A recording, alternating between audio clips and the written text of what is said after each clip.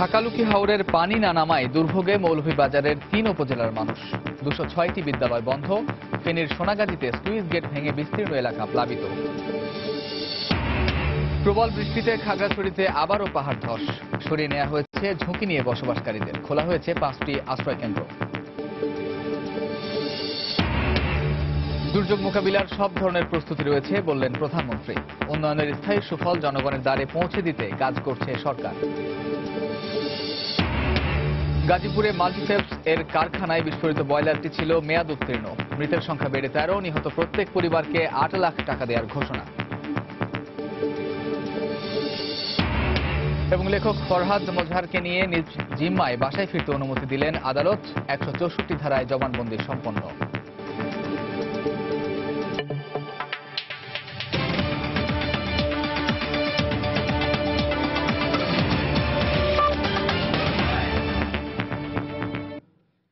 প্রবাসী সময়ের সঙ্গে আছি আমি কামরুজ্জামান মামুন। হাকালুকি হাওরের পানি না নামায় চরম দুর্ভোগে রয়েছেন মৌলভীবাজারের ৩ উপজেলার বন্যা কবলিত মানুষ। দুর্গত এলাকার বেশিরভাগ সড়ক ও শিক্ষা প্রতিষ্ঠান পানিতে তলিয়ে থাকায় ব্যাহত হচ্ছে শিক্ষা কার্যক্রম সহ স্বাভাবিক জীবনযাত্রা। ক্ষতিগ্রস্তদের অভিযোগ, পর্যাপ্ত ত্রাণ সামগ্রী পাননি তারা। অবশ্য উপজেলা প্রশাসন বলছে দুর্গতদের ত্রাণ সামগ্রী বিতরণ করা হচ্ছে। শাহ ওলিদুর রহমানের পাঠানো তথ্য ছবি নিয়ে ডেস্ক রিপোর্ট। মৌলভীবাজারের দিগন্ত জুড়ে যেদিকে চোখ যায় শুধু পানি আর পানি। কুলাউড়া, জুড়ি ও বড়লেখা উপজেলার অধিকাংশ সড়ক পানিতে তলিয়ে আছে। ভেসে গেছে বিস্তীর্ণ এলাকার ফসলি জমি। রক্ষা পায়নি উপজেলা শহরের অলিগলি। বাড়ির আঙিনা ও বসতঘর পানিতে তলিয়ে থাকায় গৃহবন্দী হয়ে পড়েছেন কয়েক লাখ মানুষ। এতে চরম দুর্ভোগ পোহাতে হচ্ছে তাদের। ক্ষতিগ্রস্তদের অভিযোগ, পর্যাপ্ত ত্রাণ সামগ্রী পাননি তারা। বড় কষ্ট বিনিময় আছে আমার সংসারটা লইয়া। সারা জমিনও আপনার আউস্কাত হইতে আউস্কাত মারিয়া লিয়া গেছে। কোন দিন যে কমবো আর কোন দিন যে পানি যাইবে এখন আল্লাহ মাহবুদ ছাড়া আর কেউ জানেন না। পানির মাধ্যমে বাইরেতে পারতেছে না, কিছু পাইতেছেও না। আমরা কি করি চলমু আর কি করি খাইমু, কোনো ব্যবস্থা আমরা নাই। সাহায্য সরকার যদি করইন তে বাচ্চা কাচ্চা লইয়া আমরা খাওয়া দাওয়া করতাম, চলতাম। তবে কুলাউড়ার প্রশাসনের দাবি, বন্যা দুর্গত এলাকায় পর্যাপ্ত ত্রাণ সামগ্রী সরবরাহ করা হয়েছে। সরকারের তরফ থেকে যথেষ্ট উদ্যোগ নেওয়া হচ্ছে, পর্যাপ্ত ত্রাণ সামগ্রী দেওয়া হচ্ছে। ডিস্ট্রিবিউশন বা বিতরণের ক্ষেত্রে যদি কোনো রকম অনিয়ম থাকে সেটা আমরা মনিটরিং করছি বা করব। এদিকে জেলার ১৯৩টি শিক্ষা প্রতিষ্ঠানের মধ্যে ৪২টির খেলার মাঠ ও শ্রেণীকক্ষ পানিতে ডুবে গেছে। এতে বন্ধ রয়েছে শিক্ষা কার্যক্রম। আমরা স্কুলে কমার পানি, আগামী ১৬ তারিখ আমরা পরীক্ষা, এখন পরীক্ষা হইতো না, স্কুলের ভিতরে পানি। ৪২টি স্কুলে অলরেডি আমাদের প্রায় ১-১.৫-২ ফুটের মতো করে পানি উঠে গেছে স্কুলে। তো যার জন্য এখানে বাচ্চারা তো স্বাভাবিকভাবে, যেহেতু পানি এলাকা, বাচ্চারাও যেতে পারতেছে না। পাঠদান কার্যক্রমটা স্বাভাবিকভাবে এখানে বন্ধ আছে। গত ২ মাস ধরে মৌলভীবাজারের ৩ উপজেলায় ২ লক্ষাধিক মানুষ পানিবন্দী অবস্থায় রয়েছেন। সময় সংবাদ, মৌলভীবাজার। এদিকে ফেনীর সোনাগাজীতে ভারী বর্ষণে ২টি স্লুইস গেট ভেঙে ছোট ফেনী নদীতে বিলীন হয়ে গেছে। এতে বিচ্ছিন্ন হয়ে পড়েছে উপজেলা শহরের সঙ্গে ২টি ইউনিয়নের সড়ক যোগাযোগ ব্যবস্থা। স্থানীয়দের অভিযোগ, একাধিকবার স্থানীয় প্রশাসন ও পানি উন্নয়ন বোর্ডকে জানানো হলেও স্লুইস গেট দুটি সংস্কার ও মেরামতে কোনো পদক্ষেপ নেয়নি কর্তৃপক্ষ। তবে শিগগিরই ভেঙে যাওয়া স্লুইস গেট দুটি নির্মাণ করা হবে বলে জানিয়েছে পানি উন্নয়ন বোর্ড। বিস্তারিত জানাচ্ছেন আতিয়ার সজল। স্থানীয়রা জানায়, গত ৩ দিনের ভারী বর্ষণে সোমবার বিকেলে ফেনীর উপকূলীয় উপজেলা সোনাগাজীর চরদরবেশ এবং চরচান্দি ইউনিয়নের সীমান্তবর্তী ৯ নম্বর এবং চরদরবেশের ১১ নম্বর সুইচ গেটটি ভেঙে নদীগর্ভে এভাবেই বিলীন হয়ে যায়। ফলে এই দুটি ইউনিয়নের প্রায় ১০টি গ্রামের প্রায় ১.৫ লক্ষ মানুষকে যোগাযোগ বিচ্ছিন্ন হয়ে পড়ায় চরম ভোগান্তির শিকার হতে হয়। ৫০-৬০ হাজার লোক ১০ গ্রামের এখানে আসা যাওয়া এখন ওরা সমস্যা হয়ে গেছে। এই পথ দিয়ে শুধু সোনাজীর লোক যাতায়াত করে না, কোম্পানিগঞ্জের লোক, বসুহাটের লোক এই পথে যাতায়াত করে। এই জন্য আমরা আবেদন করব এই যে পথটা যেন তাড়াতাড়ি সংস্কার করা হয়। ১৯৬৫ সালে নির্মাণের পর গত ২৫ বছরও পানি উন্নয়ন বোর্ডের কোনো প্রকার সংস্কার বা তদারকি না থাকায় দিন দিন অকেজো হয়ে পড়ে আজ এই দুরবস্থার সৃষ্টি হয়েছে বলে মনে করছেন স্থানীয়রা। অনেকবার এটা অকেজোর মতো হয়ে যায়। এলাকাবাসীর পক্ষ থেকে আমরা অনেকবার প্রশাসনের কাছে ধর্ণা দেওয়ার পরও পানি উন্নয়ন বোর্ডের কর্তৃপক্ষ এখানে এসে দেখে যায়, কিন্তু কাজের কাজ কোনো কিছু না করার কারণে আজকে এই সুইচ গেটটি নদীগর্ভে বিলীন হয়ে গেছে। এটা যদি মেরামত করতে দেখতো আর এটা ভাঙতো না। এই ভাঙনের কবলে পড়ে অনেকের ফসলি জমি নষ্ট হয়ে যাচ্ছে, অনেকের ঘরবাড়ি নষ্ট হয়ে যাচ্ছে।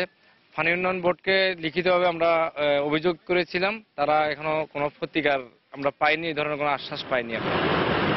এ সকল সুইচ গেট কার্যকর করতে ফেনীর পানি উন্নয়ন বোর্ডের নির্বাহী কর্মকর্তা জানালেন তার উদ্যোগের কথা। ভারী বৃষ্টির কারণে পাইপিং হয়েছে, রেগুলেটর নির্মাণের জন্য যেহেতু ঠিকাদার ইতিমধ্যে নিয়োগ করা হয়েছে এবং কার্যাদেশ দেওয়া হয়েছে খুব সম্প্রতি, আমি কথা বলেছি আমাদের পক্ষ থেকে যা যা করণীয় পদক্ষেপ নেওয়ার আমরা নেব।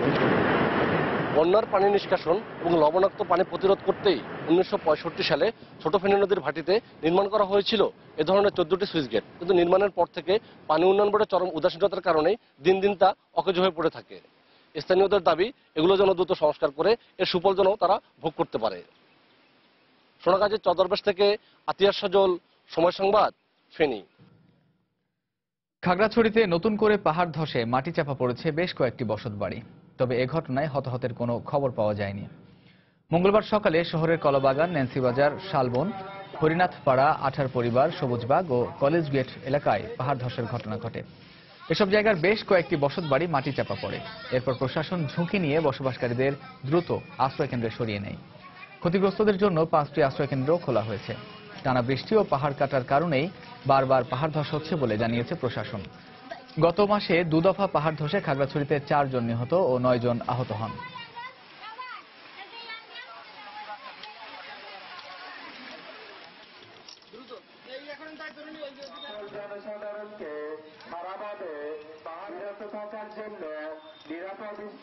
আজ 23 বছর ধরে আমি এই জায়গায় থাকি। আজ 2 বছর ধরে এত বিল্ডিং দিচ্ছে, মেয়ররা কইতে না কইতে জানি না। এই বিল্ডিং দেওয়ার পরে 2 বছর ধরে এই কিছু করে ভাঙতে এবার আমার ঘর শুদ্ধ ভেঙে গেছে। ঘর ভেঙে গেছে, আমার থাকার জায়গা নাই, বাল বাচ্চা লই আমি কোথায় থাকবো? আমি সর্বহারা, একবারে সর্বহারা। ঝড় বৃষ্টি হচ্ছে, কন্টিনিউ হচ্ছে। সো এটা যদি পরবর্তীতে ল্যান্ডস্লাইডের মতো কোনো ঘটনা না ঘটে, এই জন্যই ঘটনা ঘটলেও যেন আমরা যে লসটা হবে সেটা যেন মিটিগেট করতে পারি, সেই জন্যই আর কি সরানো হচ্ছে। টানা বর্ষণ ও জলাবদ্ধতার কবলে পড়ে চট্টগ্রামের বেশিরভাগ সড়কের এখন বেহাল দশা। বড় বড় খানাখন্দ ও গর্তের সৃষ্টি হয়েছে প্রধান সড়ক থেকে শুরু করে অলিগলির ছোট সড়কেও। এতে চরম দুর্ভোগে পড়তে হচ্ছে রাস্তায় চলাচলকারী সাধারণ মানুষ ও যানবাহন চালকদের। অবশ্য সিটি মেয়র জানিয়েছেন, আবহাওয়া স্বাভাবিক হলে দ্রুত সড়কগুলো সংস্কার করা হবে। বিস্তারিত জানাচ্ছেন পার্থ প্রতিম বিশ্বাস। এমনিতেই টানা বর্ষণে বিপর্যস্ত নগরবাসী, তার উপর জলাবদ্ধতার কারণে অনেকটাই শোচনীয় অবস্থা সাধারণ মানুষের। তার সাথে যুক্ত হয়েছে ভাঙা সড়ক। নগরীর বেশিরভাগ প্রধান সড়কের ইট সুরকি উঠে গিয়ে খানাখন্দক সহ বড় বড় গর্তের সৃষ্টি হয়েছে। নগরীর 2 নম্বর gate, Muradpur, Agrabad access road, Halishahar, Kaptai রাস্তার মাথা সহ বেশিরভাগ প্রধান সড়কেরই বেহাল দশা। প্রতিটা রোডে অনেক অনেক বড় বড় গর্ত হয়ে গেছে। গর্তের জন্য বৃষ্টির পানি জমে যায়, গাড়ি চালাতে সমস্যা হয়। যাত্রী ঠিক মতো নিতে পারতেছি না, অর্ধেক রাস্তা নেওয়ার পরে নামা দেওয়ার লাগে। যে কোনো সময় আপনার ব্রেক করলে আপনার গাড়ি উল্টে যায়। আজম নাসির বলতেছে মানে আমাদের কাজ করে দিবে, কিন্তু কোনো কিছু দেখতেছি না। প্রতি বছর সিটি কর্পোরেশনের পক্ষ থেকে লাখ লাখ টাকা খরচ করে রাস্তার কাজ করলেও তার সুফল পাচ্ছে না নগরবাসী। সঠিক পরিকল্পনা অনুযায়ী রাস্তার কার্পেটিং না করা ও আরসিসি সড়ক না হওয়ার কারণে এমন অবস্থার সৃষ্টি হচ্ছে বলে মনে করেন এ নগর পরিকল্পনাবিদ। যারা এই কাজটা করেন তাদের কিন্তু এ ব্যাপারে একেবারে কোনো ট্রেনিং নাই, কিভাবে বিটুমিনটা মিক্স করতে হবে, কিভাবে সেটা লে করতে হবে, এবং প্রায় ক্ষেত্রে এটা ম্যানুয়ালি করা হয়, তো যার কারণে সড়কগুলো টেকসই হয় না। টানা বর্ষণে নগরীর 25 থেকে 30% সড়ক ক্ষতিগ্রস্ত হয়েছে। এতে ক্ষতির পরিমাণ প্রায় কয়েকশো কোটি টাকা। আবহাওয়া স্বাভাবিক হলে অ্যাসফল্ট প্ল্যান দ্বারা কার্পেটিং এর মাধ্যমে দ্রুত সড়কগুলো সংস্কার করা হবে বলে জানালেন সিটি মেয়র। বৃষ্টি বন্ধ হলে, রোদ উঠলে, একটা না কয়েকদিন রোদ উঠলে তখন আমরা ফেস ওয়ার করব। আর আমাদের একটা নতুন অ্যাসফল্ট প্ল্যান্ট আমরা বসাতে যাচ্ছি, এটা প্রায় বসানো হয়ে গেছে। এটা আমাদের 1 মাসের মধ্যে প্রোডাকশনে যেতে পারবে। নগরীতে সিটি কর্পোরেশনের আওতাধীন 1126 কিলোমিটার সড়ক রয়েছে। এর মধ্যে পিচঢালা 620 কিলোমিটার, কংক্রিটের 249 ও পাকা রাস্তা রয়েছে 48 কিলোমিটার। পার্থ প্রতিম বিশ্বাস, সময় সংবাদ, চট্টগ্রাম। প্রধানমন্ত্রী শেখ হাসিনা বলেছেন, দুর্যোগ মোকাবিলার সব ধরনের প্রস্তুতি বর্তমান সরকারের রয়েছে। এদেশে খাদ্যের অভাবে কেউ মারা যাবে না উল্লেখ করে তিনি বলেন, দুর্যোগ হওয়া মাত্র করণীয় সম্পর্কে সংশ্লিষ্ট সবাই অবগত আছে। মঙ্গলবার দুপুরে প্রধানমন্ত্রীর কার্যালয়ে জাতীয় মজুরি ও উৎপাদনশীলতা কমিশনের রিপোর্ট হস্তান্তর অনুষ্ঠানে বক্তব্য দেন প্রধানমন্ত্রী। তিনি বলেন, উন্নয়নের ধারাবাহিকতা অব্যাহত আছে। উন্নয়নের সুফল স্থায়ীভাবে জনগণের দোরগোড়ায় পৌঁছে দিতে কাজ করছে সরকার। এই ধরনের প্রাকৃতিক দুর্যোগ আসতে পারে, কিন্তু সেই দুর্যোগ মোকাবেলারও আমাদের সব ব্যবস্থা আছে। আমরা এখন জানি, আমাদের কিছু বলতে হয় না, আমরা এমনভাবে এই সমস্ত ব্যবস্থাপনা করে দিয়েছি যে আমাদের কার কি করণীয় এটা সকলে জানেন, এবং তাৎক্ষণিকভাবে সবাই কিন্তু সেই ব্যবস্থাটা নেন, সঙ্গে সঙ্গে পদক্ষেপ নেয়। সেভাবে কিন্তু আমরা এই দুর্যোগগুলি মোকাবেলা করতে পারি। এটাও কিন্তু পৃথিবীতে একটা দৃষ্টান্ত আমরা স্থাপন করতে সক্ষম হয়েছে। আমাদের যে টার্গেট 21 সালের মধ্যে বাংলাদেশ মধ্যম আয়ের দেশ হবে এবং 41 সালের মধ্যে আমরা বাংলাদেশকে একটা উন্নত দেশ হিসেবে প্রতিষ্ঠিত করব। আমরা আশা করি আমরা তার আগেই করতে পারবো।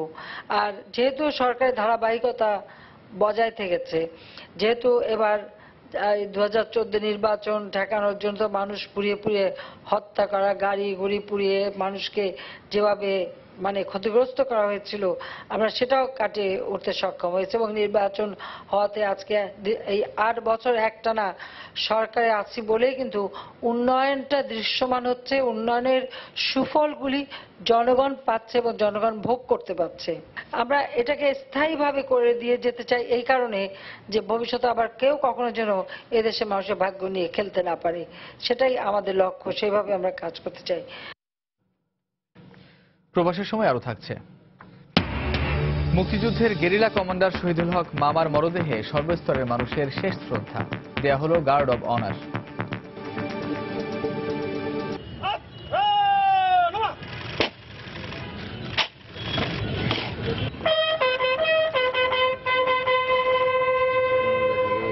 লেখক ফরহাদ মজহারকে নিজ জিম্মায় বাসায় ফিরতে অনুমতি দিয়েছেন আদালত। এর আগে আদালতে 164 ধারায় জবানবন্দি দেন লেখক ফরহাদ মজহার। সোমবার মধ্যরাতে যশোরের অভয়নগর থেকে উদ্ধারের পর কবি ও প্রাবন্ধিক ফরহাদ মজহারকে ঢাকায় আনা হয়। এরপরই ডিবি কার্যালয়ে ব্রিফিংয়ে বিস্তারিত জানান ডিএমপির যুগ্ম কমিশনার। আদাবর থানায় এসে গাড়ি থেকে নামতেই ফরহাদ মজহারকে জড়িয়ে ধরেন পরিবারের সদস্যরা। সোমবার রাতে যশোর থেকে উদ্ধারের পর মঙ্গলবার সকাল 15টার দিকে লেখক ফরহাদ মজহারকে আনা হয় রাজধানীর আদাবর থানায়। এ সময় সেখানে ছিলেন তার স্ত্রী, মেয়ে ও শুভানুধ্যায়ীরা।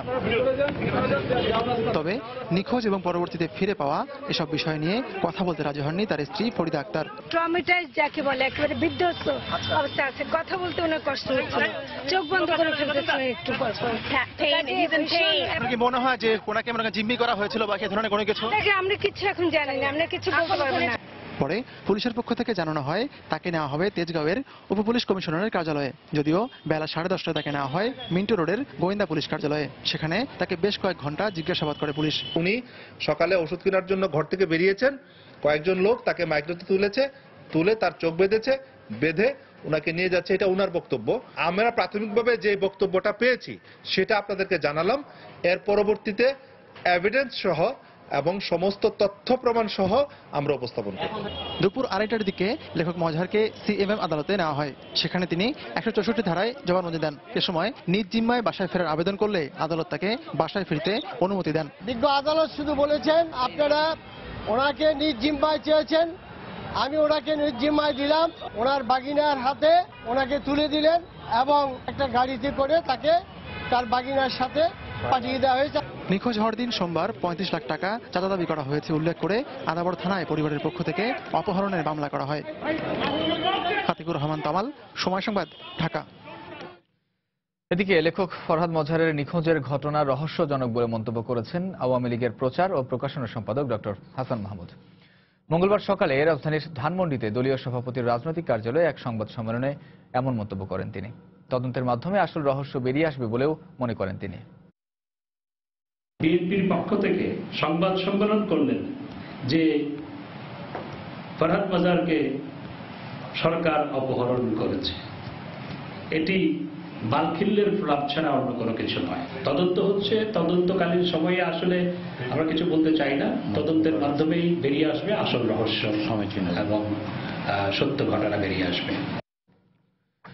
রাষ্ট্রীয় সহযোগিতায় লেখক ও কলামিস্ট ফরহাদ মজহারকে অপহরণ করা হয়েছে বলে মন্তব্য করেছেন বিএনপির সিনিয়র যুগ্ম মহাসচিব রুহুল কবির রিজভী। মঙ্গলবার বিকেলে নয়াপল্টনের ভাসানী ভবনে স্বেচ্ছাসেবক দল ঢাকা মহানগর উত্তরের কর্মী সভায় যোগ দিয়ে তিনি এ মন্তব্য করেন। তিনি বলেন, নির্বাচনকে সামনে রেখে বিরোধী দলের নেতাকর্মীদের মধ্যে ভীতি ছড়িয়ে দেওয়ার জন্য অপহরণের নাটক করেছে সরকার। কবি ফরহাদ মজহারকে কি একটা ছিচকে সন্ত্রাসী অপহরণ করতে পারে যদি রাষ্ট্রের আনুকূল্য না থাকে? রাষ্ট্রের আনুকূল্যে ফরহাদ মজহারকে অপহরণ করা হয়েছে, মেসেজ দেওয়া, জাতিকে জানিয়ে দেওয়া ফরহাদ মজহারকে গুম করা হয়েছে, দেখি প্রতিক্রিয়া কি হতে পারে, এটাই হচ্ছে তাদের উদ্দেশ্য। পুলিশ বলেছেন সাজানো নাটক। হ্যাঁ, সাজানো নাটক তো আপনারাই করেন। গাজীপুরের কাশিমপুরে মাল্টিফেপস এর ডাইং সেকশনে বিস্ফোরিত বয়লারটি মেয়াদ উত্তীর্ণ ছিল বলে জানিয়েছেন তদন্ত কমিটির প্রধান জেলা নির্বাহী ম্যাজিস্ট্রেট রাহিনুল ইসলাম। বিস্ফোরণের ঘটনায় মঙ্গলবার আরও 4 জনের লাশ উদ্ধার করা হয়েছে। এ নিয়ে মৃতের সংখ্যা বেড়ে দাঁড়িয়েছে 13 জনে। রাত 8:30টার দিকে উদ্ধার অভিযান সমাপ্ত ঘোষণা করা হয়।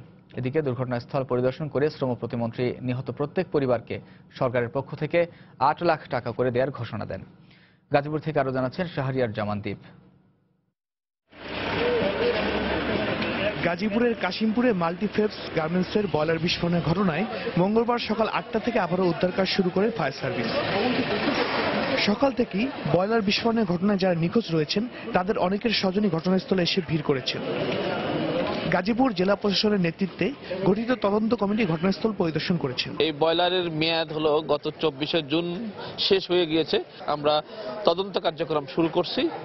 আমরা চেষ্টা করব যে 7 দিনের মধ্যে রিপোর্ট জমা দেওয়ার। পুলিশ বলছে তদন্ত শেষে দায়ী ব্যক্তির বিরুদ্ধে ব্যবস্থা নেওয়া হবে। মেয়াদ উত্তীর্ণ বয়লার বা বিল্ডিং এ কোড না মানা বা এখানে যে ধরনের ঘটনা ঘটছে, এটা আমাদের তদন্ত চলছে।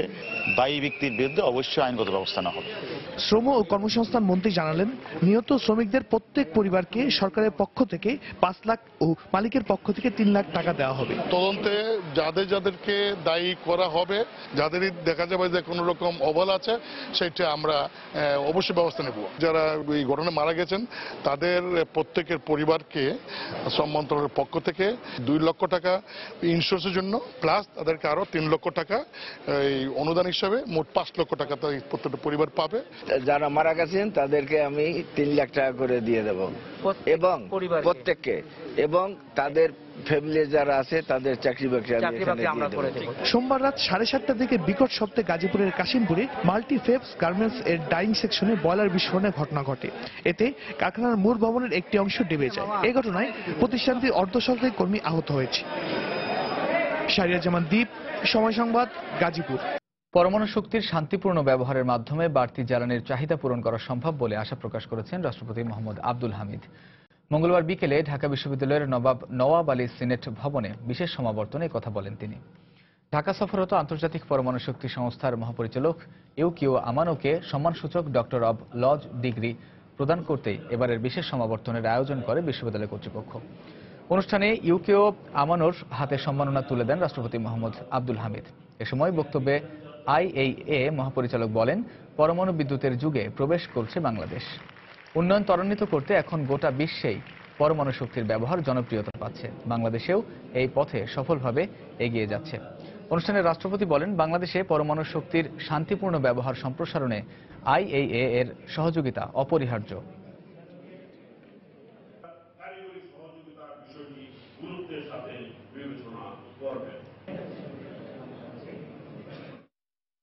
Bangladesh has been working hard. গত কয়েক দশক ধরেই পরমাণু শক্তিকে কাজে লাগাতে বাংলাদেশ জোর চেষ্টা চালাচ্ছে, আর সে চেষ্টার একটি বড় অংশীদার আইএইএ। ভবিষ্যতে পরমাণু সংশ্লিষ্ট প্রকল্পগুলোর সবকটি ধাপেই সহায়তা নিয়ে বাংলাদেশের পাশেই থাকবে আইএইএ। পরমাণু শক্তির শান্তিপূর্ণ ব্যবহার জ্বালানির বর্ধিত চাহিদা পূরণে কার্যকর ভূমিকা রাখতে পারে। বাংলাদেশ বর্ধিত বিদ্যুৎ উৎপাদন চিহ্নিত করতে পরমাণু শক্তিকে কাজে লাগাতে ইতিমধ্যে রূপপুর পারমাণবিক বিদ্যুৎ কেন্দ্র নির্মাণ প্রকল্প বাস্তবায়ন করছে। এই প্রকল্পে সফল বাস্তবায়নে এবং পরমাণু শক্তির শান্তিপূর্ণ ব্যবহারে আন্তর্জাতিক পরমাণু শক্তি সংস্থার সহযোগিতা একান্ত অপরিহার্য। রূপপুর পারমাণবিক বিদ্যুৎ কেন্দ্রে আন্তর্জাতিক পরমাণু শক্তি সংস্থার পক্ষ থেকে সব ধরনের সহায়তা অব্যাহত থাকবে বলে জানিয়েছেন ঢাকা সফররত আইএইএ এর প্রধান ইউকিও আমানো। মঙ্গলবার সকালে প্রধানমন্ত্রীর কার্যালয়ে শেখ হাসিনার সঙ্গে সৌজন্য সাক্ষাতের সময় একথা জানান তিনি। 4 দিনের সফরে ঢাকায় আসা আইএইএ এর প্রধান সকালে প্রধানমন্ত্রী শেখ হাসিনার সঙ্গে দেখা করতে প্রধানমন্ত্রীর কার্যালয়ে যান। সাক্ষাৎ শেষে প্রধানমন্ত্রীর প্রেস সচিব সাংবাদিকদের জানান, ইউকিউ আমানো রূপপুরে নির্মিতব্য পারমাণবিক বিদ্যুৎ প্রকল্পের নির্মাণ প্রক্রিয়ায় সন্তোষ জানিয়ে প্রকল্পে সব ধরনের সহায়তার বিশেষ বিষয়ে নিশ্চয়তা দেন। এর আগে প্রধানমন্ত্রীর সঙ্গে সাক্ষাৎ করেন মিয়ানমারের জাতীয় নিরাপত্তা উপদেষ্টা ইউ থং উন। এ সময় রোহিঙ্গা সমস্যা সমাধানে দ্বিপক্ষীয় আলোচনার মাধ্যমে পদক্ষেপ নিতে মিয়ানমারের প্রতি আহ্বান জানান প্রধানমন্ত্রী।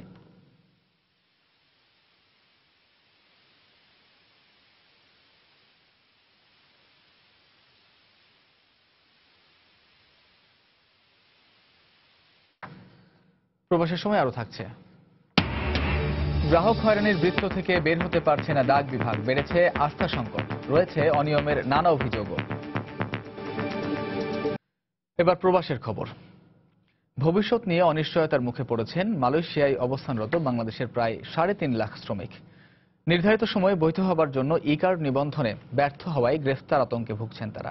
গত কয়েকদিনে মালয়েশিয়া জুড়ে অবৈধ অভিবাসী বিরোধী অভিযানে আটক করা হয়েছে 1,500-এরও বেশি অভিবাসী। এদের 750 জনই বাংলাদেশি। এ অবস্থায় ই কার্ডধারীদের আগামী 31 ডিসেম্বরের আগেই রিহায়ারিং এর মাধ্যমে দ্রুত বৈধ হওয়ার পরামর্শ দিয়েছে বাংলাদেশ হাই কমিশন। মালয়েশিয়া প্রতিনিধি আব্দুল কাদেরের তথ্য ছবি নিয়ে ডেস্ক রিপোর্ট। নির্মাণাধীন ভবন, রেস্টুরেন্ট সহ বিভিন্ন জায়গায় কাগজপত্রহীন অভিবাসীদের খোঁজে চলছে মালয়েশীয় পুলিশের তল্লাশি অভিযান। সোমবার দেশজুড়ে তৃতীয় দিনের অভিযানে কয়েকশো অবৈধ শ্রমিককে আটক করা হয়। এদের মধ্যে 2 শতাধিক বাংলাদেশি রয়েছেন বলে জানিয়েছে কর্তৃপক্ষ। হাই কমিশনের তথ্য মতে মালয়েশিয়ায় 6.5 লাখ বাংলাদেশি শ্রমিক বসবাস করছেন। এদের মধ্যে প্রায় 2 লাখ বৈধভাবে অবস্থান করলেও অবৈধ রয়ে গেছেন প্রায় 3.5 লাখ শ্রমিক। হঠাৎ পুলিশি ধরপাকড়ে অনিশ্চয়তার মধ্যে রয়েছেন তারা। গ্রেফতার আতঙ্কে কাজে যাওয়া বাদ দিয়ে বন জঙ্গল সহ বিভিন্ন জায়গায় লুকিয়ে বেড়াচ্ছেন এসব অবৈধ অভিবাসী। ই কার্ড নিবন্ধন করতে না পারার জন্য মালিক পক্ষের অবহেলাকে দায়ী করেন শ্রমিকরা। আবার অনেকের মুখে শোনা যায় জালিয়াতির শিকার হওয়ার অভিযোগ। এজেন্ট আমাদের কাছ থেকে 4,000 রিঙ্গিত করে নিয়ে মাইজি করাইছে, কিন্তু ইমিগ্রেশন ফিঙ্গার করাচ্ছে না। ইমিগ্রেশনে আনার পরে সে আমাদেরকে বলছে যে ইমিগ্রেশন ফিঙ্গার এখন হবে না, 2 মাস পরে আসতে হবে। এইভাবে আমাদের কাছ থেকে আরো টাকা নিতে যাচ্ছে। যারা অবৈধ শ্রমিকরা আছে ওরা সবাই চাচ্ছে ই কার্ড করতে, কিন্তু করতে পারতেছে না শুধুমাত্র কোম্পানির মালিকের জন্য। কারণ কোম্পানির মালিক চাচ্ছে না ওরা ই কার্ড করুক। ই কার্ড করলে ওদের আধিপত্য ওরা কাটাতে পারবে না। বৈধতাকরণের সুযোগ দেয়নি, কারণ তারা জানে এই বৈধতাকরণ যদি হয়ে যায় তাহলে বাংলাদেশি শ্রমিকরা দেশে চলে যাবে বা বিভিন্ন জায়গায় অন্য কোনো শিল্প কারখানায় কাজ করবে। এ অবস্থায় যাদের বৈধ কাগজপত্র নেই তাদের বিষয়ে কিছু না জানালেও যাদের ভিসার মেয়াদ শেষ হয়ে গেছে রিহায়ারিং এর মাধ্যমে দ্রুত তাদেরকে বৈধ হবার পরামর্শ দিয়েছে বাংলাদেশ হাই কমিশন। ই কার্ড যারা পাবেন তাদেরকে কিন্তু বাধ্যতামূলকভাবে রিহায়ারিং কর্মসূচি বা মূল যে বৈধতার যে কর্মসূচি সেটিতে রেজিস্ট্রেশন হতে হবে। 31 ডিসেম্বর 2017 পর্যন্ত এই বৈধতা নেয়ার যে কর্মসূচি, রিহায়ারিং কর্মসূচি, সেটা চালু আছে। আমরা আহ্বান জানাই বাংলাদেশি যারা ভাইরা এখনো রিহায়ারিং কর্মসূচির রেজিস্ট্রেশন সম্পন্ন করেন নাই, তারা অবিলম্বে রেজিস্ট্রেশন সম্পন্ন করবেন। এই কাজের দায়িত্বপ্রাপ্ত 3টি কোম্পানিকেই বাংলাদেশে কর্মীদেরকে রেজিস্ট্রেশনের সুযোগ দিয়েছেন। এই 3টি কোম্পানি হলো মাইজির পাশাপাশি বুক্তি মেঘা এবং ইমান। এদিকে মালয়েশিয়ায় অবৈধ শ্রমিকদের অস্থায়ী কাজের অনুমতি, ই কার্ড নিবন্ধনের সময়সীমা আর বাড়ানো হবে না বলে আবারও জানিয়ে দিয়েছে দেশটির সরকার। বারবার সুযোগ দেওয়ার পরও যেসব নিয়োগকর্তা শ্রমিকদের বৈধ করতে উদ্বুদ্ধ করেনি তাদের বিরুদ্ধে ব্যবস্থা নেওয়ারও হুঁশিয়ারি দিয়েছেন মালয়েশিয়ার উপপ্রধানমন্ত্রী দাতুক সেরি আহমদ জাহিদ হামিদি। সময় সংবাদ, কুয়ালালামপুর, মালয়েশিয়া। অবৈধভাবে ইউরোপ যাওয়ার পথে তুরস্কে প্রায় 2,000 বাংলাদেশি আটকা পড়েছেন বলে জানিয়েছেন তুরস্কে নিযুক্ত বাংলাদেশের রাষ্ট্রদূত। মঙ্গলবার সন্ধ্যায় তথ্য অধিদপ্তরের এক তথ্য বিবরণীতে তুরস্কে বাংলাদেশের রাষ্ট্রদূতকে উদ্ধৃত করে জানানো হয়, এতে আটকা পড়া শ্রমিকদের মানবিক সংকটের আশা রয়েছে। তথ্য বিবরণীতে বলা হয়, মধ্যপ্রাচ্যের বিভিন্ন দেশে কর্মরত বাংলাদেশিরাই মূলত অবৈধভাবে ইউরোপ যাওয়ার আশায় তুরস্কে প্রবেশ করছেন। এদের মধ্যে অনেকেই ঝুঁকি নিয়ে সমুদ্রপথে ইউরোপ যাওয়ার চেষ্টাকালে মৃত্যুর ঝুঁকিতে পড়ছেন। রাষ্ট্রদূত জানান, বাংলাদেশিদের তুরস্ক হয়ে ইউরোপ যাওয়ার প্রবণতা বেড়ে যাওয়ায় এবং সেখানে আটকে পড়া বাংলাদেশিদের প্রত্যাবাসনে ধীর গতির কারণে মানবিক সংকট সৃষ্টি হতে পারে। বিবরণীতে যে কোনো বাংলাদেশি নাগরিকের এভাবে অবৈধ অভিবাসনের চেষ্টা থেকে বিরত থাকার পরামর্শ দেওয়া হয়।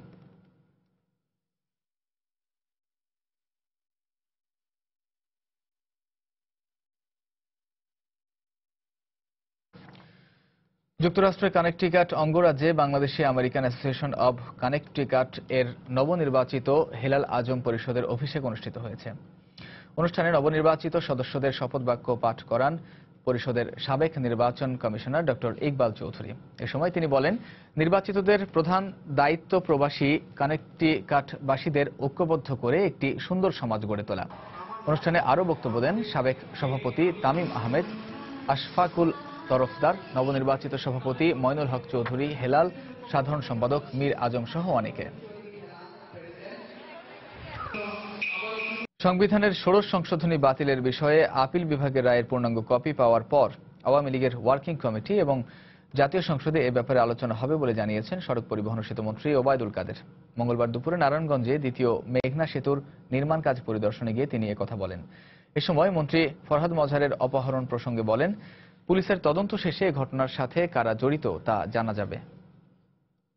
পূর্ণাঙ্গ রায় যখন আমরা পাবো, আমাদের ওয়ার্কিং কমিটি 8 তারিখে আমরা বসবো, তারপর 9 তারিখে আবার পার্লামেন্টের অধিবেশন বসবে, পার্লামেন্টেও নিশ্চয় বিষয়টা আসবে। তদন্ত করার মালিক তো পুলিশ। এখন এই বিষয়ে তো যোগাযোগ মন্ত্রণালয় বা আওয়ামী লীগের সাধারণ সম্পাদক তদন্ত করলে চলবে না। যারা তদন্ত করার মালিক তারা তদন্ত করে এটা জানাবে। জাতীয় পার্টিকে ছাড়া নির্বাচন সম্ভব নয় বলে মন্তব্য করেছেন দলটির চেয়ারম্যান হুসেইন মোহাম্মদ এরশাদ। মঙ্গলবার সকালে রাজধানীর গুলশানে ঢাকা উত্তর জাতীয় পার্টি আয়োজিত ঈদ পুনর্মিলনী অনুষ্ঠানে তিনি বলেন, 8 জুলাই সোহরাওয়ার্দী উদ্যানে সম্মিলিত জাতীয় জোটের প্রতিনিধি সভার মাধ্যমে প্রমাণ হবে তার দল ক্ষমতায় যাওয়ার যোগ্যতা অর্জন করেছে। জাতীয় পার্টি বাংলাদেশ রাজনীতির বিরাট ফ্যাক্টর, অসের উপায় আছে। অর্থাৎ জাতীয় পরিষদ নির্বাচন হবে না, মাঠে দেখাতে হবে, বক্তৃতার মাঠে নয়, ওই মাঠে দেখাতে হবে যে আমরা সেই ক্ষমতা অর্জন করেছি। তাই আমার অনুরোধ, 8 তারিখে দ্বিধাদ্বন্দ্ব ভুলে যে সবাই আসবেন দলে দলে, দেখাতে চাই আমরা ক্ষমতা অর্জন করেছি, এবং অভিশপ্ত বাংলাদেশকে মুক্ত করেছি। আগামী কয়েক বছরের মধ্যে বিদ্যুৎ খাতে বিনিয়োগের পরিমাণ $30,000 উন্নীত হবে বলে আশা প্রকাশ করেছেন বিদ্যুৎ, জ্বালানি ও খনিজ সম্পদ প্রতিমন্ত্রী নসরুল হামিদ। মঙ্গলবার সন্ধ্যায় রাজধানীতে এক কর্মশালায় তিনি বলেন, নিরবচ্ছিন্ন বিদ্যুৎ সরবরাহ নিশ্চিত করতে বিদ্যুৎ খাতে বৃহৎ প্রকল্প আসছে। প্রতি মাসে আরএফবি কানেকশন দিচ্ছে 3.5 লক্ষ গ্রাহক। তারপরে তার এনার্জি ক্যাপাসিটিও বেড়ে যাচ্ছে, use of energy capacity, huge demand, market big হয়ে যাচ্ছে। নিজেদেরকে আধুনিক না করতে পারলে এটা ম্যানেজ করা সম্ভব না। আমরা সেই 1 মিনিটও যাতে বিদ্যুৎ না হয় সেই জায়গায় পৌঁছাতে চাই। নিরবিচ্ছিন্ন বিদ্যুৎ, বহু কাজ বাকি। We need to handle about $30 billion. So we are sourcing of different funds. We are trying to go take our power projects to the share markets, get funds from there. Mirpur শহীদ বুদ্ধিজীবী কবরস্থানে মুক্তিযুদ্ধের অন্যতম গেরিলা কমান্ডার সৈয়দ শহীদুল হক মামার দাফন সম্পন্ন হয়েছে। এর আগে কেন্দ্রীয় শহীদ মিনারে গার্ড অব অনার প্রদান ও সর্বস্তরের মানুষের শ্রদ্ধা আর ভালোবাসায় চিরবিদায় জানানো হয় এই বীর মুক্তিযোদ্ধাকে। এ সময় শ্রদ্ধা জানাতে আসা বিশেষজনরা বলেন, শুধু মুক্তিযুদ্ধেই নয়, মৃত্যুর আগ পর্যন্ত দেশের সম্মান রক্ষায় যুদ্ধ করে গেছেন শহীদুল হক।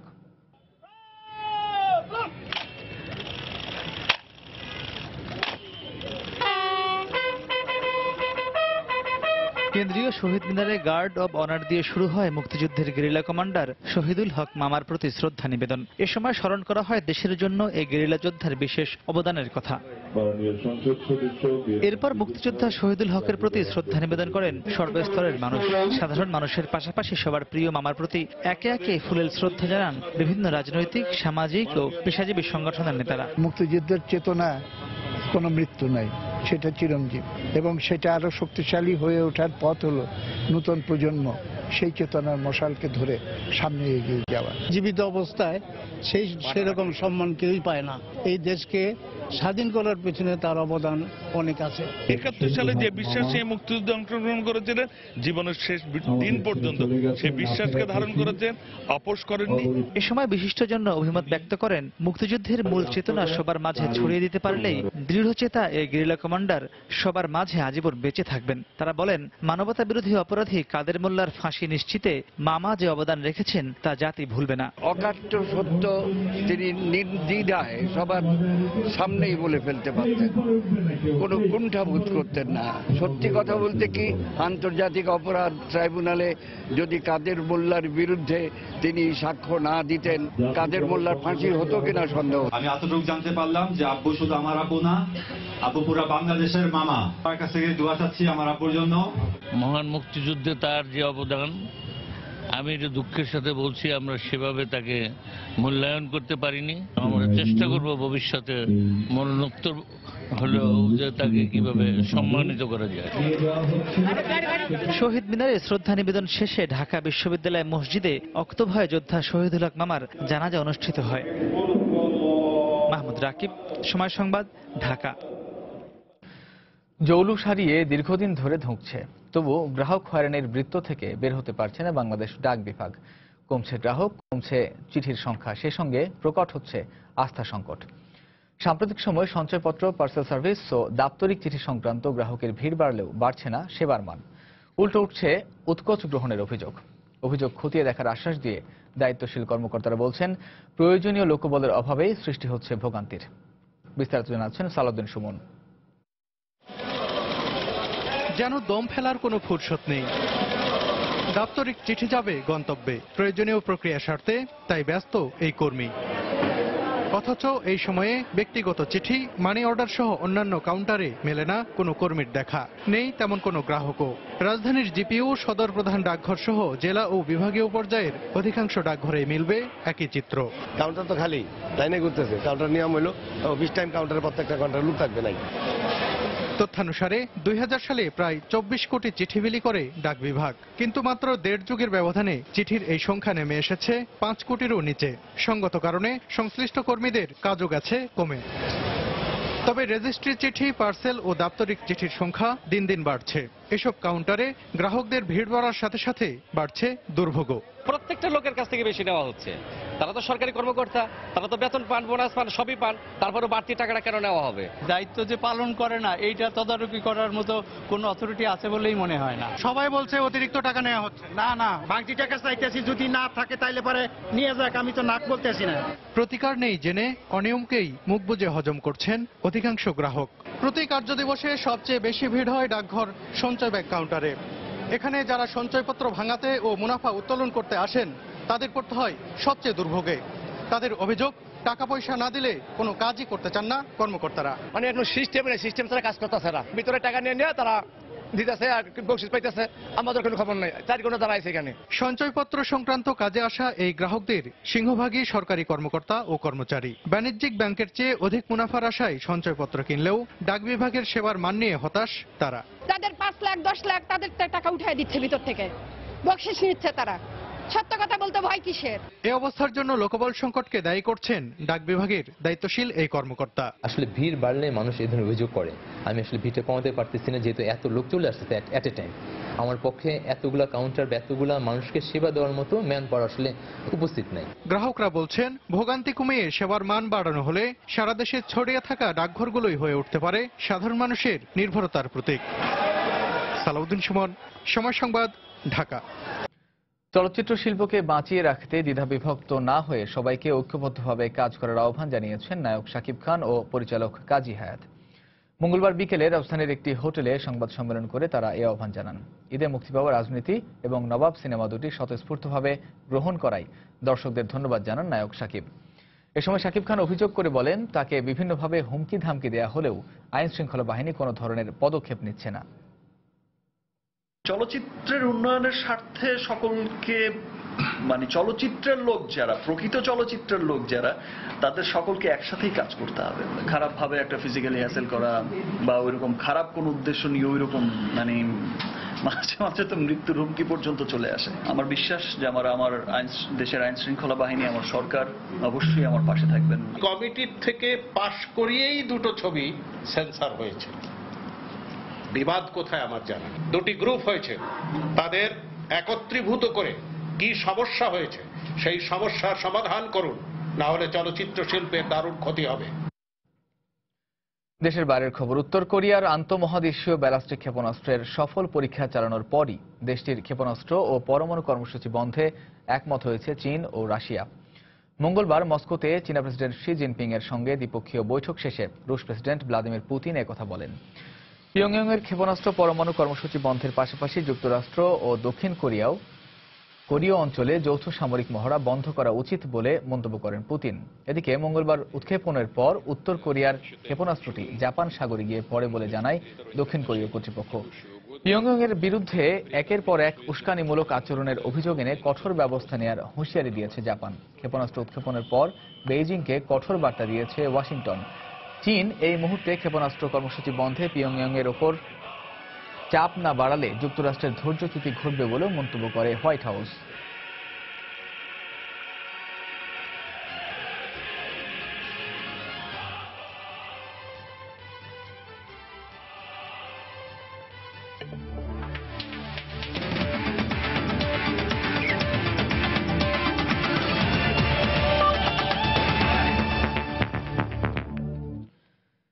ক্যালেন্ডারের সঙ্গে কোনোভাবে যেন সামঞ্জস্য করতে পারছে না বাংলাদেশ ফুটবল ফেডারেশন। এর আগে পেশাদার লীগ ও বিপিএল পেছানোর পর এবার পেছালো চ্যাম্পিয়নশিপ লিগের খেলাও। নতুন সূচি অনুযায়ী 4 আগস্ট থেকে শুরু হবে টুর্নামেন্টটি। মঙ্গলবার বাফুফে ভবনে অংশগ্রহণকারী দলগুলোর প্রতিনিধিদের সঙ্গে বৈঠকের পর এই সিদ্ধান্ত জানানো হয়। এর আগে টুর্নামেন্টটি শুরু হওয়ার কথা ছিল চলতি মাসের 15 তারিখ থেকে। তবে পেশাদার লীগ পেছানোয় চ্যাম্পিয়নশিপ লিগও পেছানো হয়েছে বলে জানালেন লীগ কমিটির চেয়ারম্যান আব্দুস সালাম মুর্শেদী। এছাড়া দলগুলো এখনো গুছিয়ে উঠতে পারেনি বলে জানান তিনি। 10 দলের অংশগ্রহণে শুরু হতে যাওয়া টুর্নামেন্টের ভেন্যু অবশ্য ঠিক করা হয়নি এখনো।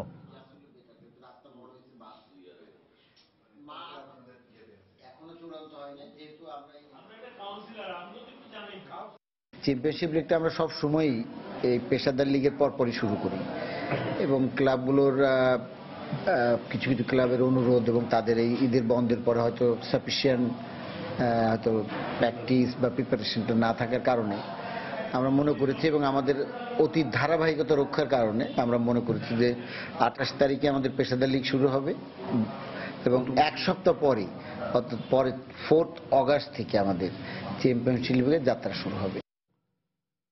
জাতীয় ক্রীড়া পরিষদের সচিব অশোক কুমার বিশ্বাস সহ 10 জন কর্মকর্তার বিরুদ্ধে দুর্নীতির অভিযোগ খতিয়ে দেখতে তাদের সকল তথ্যসমূহের বিবরণ চেয়ে চিঠি দিয়েছে দুর্নীতি দমন কমিশন দুদক। জাতীয় ক্রীড়া পরিষদের বিভিন্ন স্থাপনা তৈরি, মেরামত কাজের মূল্যায়ন, দরপত্র মূল্যায়ন ও কার্যাদেশ প্রদান বিল সহ বেশ কিছু কাজে দায়িত্বপ্রাপ্ত কর্মকর্তাদের বিরুদ্ধে দুর্নীতির অভিযোগ উঠেছে। যদিও এই দুর্নীতির প্রেক্ষিতে তাদের গেল মে মাসের 25 তারিখের মধ্যে সকল ব্যক্তিগত তথ্যসমূহ জমা দিতে বলা হয়েছিল। এ সংক্রান্ত বিষয়সমূহ উল্লেখ করে চিঠি দেয় দুর্নীতি দমন কমিশন দুদক।